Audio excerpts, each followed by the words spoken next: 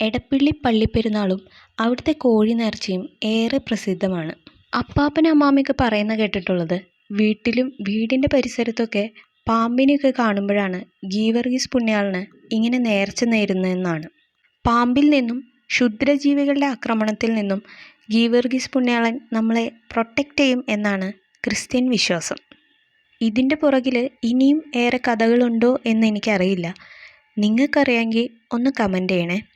എന്തൊക്കെയായാലും പൂർവികരായിട്ട് തുടങ്ങി വെച്ച ഈ ഒരു ആചാരം ഇന്നും തുടർന്നു പോകുന്നുണ്ട്. അതിൻ്റെ ഭാഗമായിട്ടാണ് ഇക്കണ്ട ജനങ്ങളെല്ലാം ഇവിടെ കൂടിയിട്ടുള്ളത്. അങ്ങനെ ഞങ്ങളും എടപ്പിള്ളിയിലെത്തി. വീട്ടിൽ നിന്ന് വരുമ്പോഴേ എല്ലാ സാധനങ്ങളുമായിട്ടാണ് കേട്ടോ എല്ലാവരും ഇവിടെ വരുന്നത്.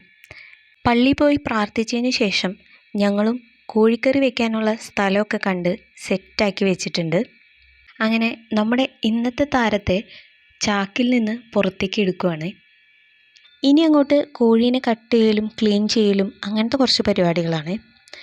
അപ്പോൾ ആ ഗ്യാപ്പിൽ ഞങ്ങൾ അതിന് വേണ്ട ഉള്ളിയും സവാളയും ഇഞ്ചിയും പച്ചമുളകും എല്ലാം അരിഞ്ഞ് സെറ്റാക്കുവാണ്.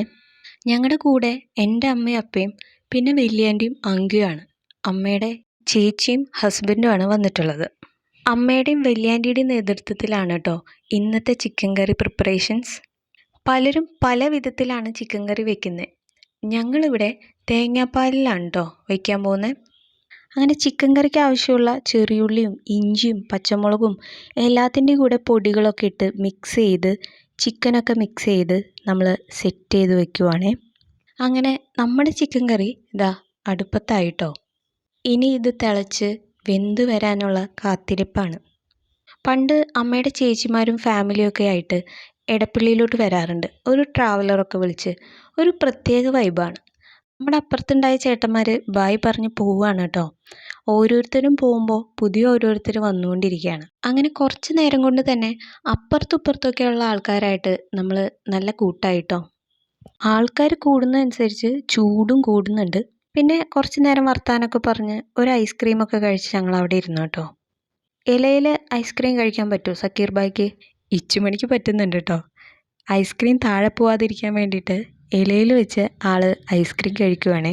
അങ്ങനെ ഐസ്ക്രീം കഴിക്കലൊക്കെ കഴിഞ്ഞ് അമ്മയുടെ മൂത്ത ചേച്ചിയും ഫ്രണ്ട്സൊക്കെ കൂടി അവിടെ വന്നിട്ടുണ്ടെന്ന് അറിഞ്ഞപ്പോൾ അവരെ കാണാനായിട്ട് ഞങ്ങൾ അങ്ങോട്ട് പോയി. അങ്ങനെ അവരെയൊക്കെ പരിചയപ്പെട്ട് അവരോടൊക്കെ കുറച്ച് നേരം വർത്താനമൊക്കെ പറഞ്ഞിരുന്നു. ഓരോരുത്തരും ഓരോ വ്യത്യസ്ത രീതികളിലായിട്ടാണ് കേട്ടോ ചിക്കൻ കറി വയ്ക്കുന്നത്. എവിടെ നോക്കിയാലും ഇങ്ങനെ ചിക്കൻ തിളച്ച് മറിയുന്ന കാഴ്ചയാണ് കേട്ടോ. അങ്ങനെ പരസ്പരം അടുത്തുള്ളവരൊക്കെ ആയിട്ട് പരിചയപ്പെട്ട് വന്നപ്പോഴാണ് മനസ്സിലായത് അവർക്കൊക്കെ എൻ്റെ നാട്ടിൽ ചെങ്ങാലൂർ ഓരോ ബന്ധുക്കളും പരിചയക്കാരും ഉണ്ടെന്ന്. അങ്ങനെ അവരുമായിട്ട് കൂടുതൽ പരിചയത്തിലായി. അങ്ങനെ ഫൈനലി നമ്മുടെ ചിക്കൻ കറി റെഡി ആയിട്ടുണ്ട്. പിന്നെ ചിക്കൻ കറി കഴിക്കാനുള്ള പാത്രമൊക്കെ എടുത്ത് സെറ്റ് ആവുകയാണ്.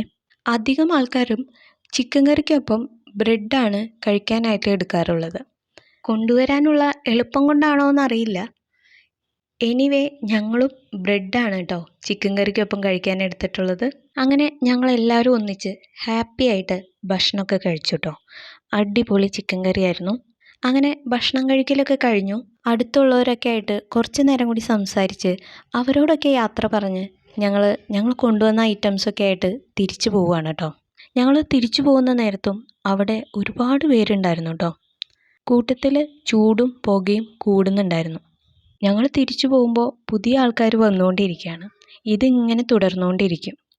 അങ്ങനെ ഓരോ യാത്രയും ഓരോ പുതിയ ഓർമ്മകളല്ലേ. അങ്ങനെ ഈ എടപ്പള്ളി യാത്രയും ഒരു ഓർമ്മയായിട്ട് അങ്ങനെ കിടക്കട്ടെ. തിരിച്ചു പോകും വഴി വീണ്ടും പള്ളിയിലൊക്കെ കയറി അവിടെ കുറച്ച് നേരം കറങ്ങി നടന്നിട്ടാണ് കേട്ടോ ഞങ്ങൾ തിരിച്ച് വീട്ടിലേക്ക് പോയത്. അപ്പോൾ വീഡിയോ ഇഷ്ടപ്പെട്ടെങ്കിൽ എല്ലാവരും ലൈക്ക് ചെയ്യാനും കമൻറ്റ് ചെയ്യാനും ഷെയർ ചെയ്യാനും മറക്കരുത്. അപ്പോൾ ബൈ.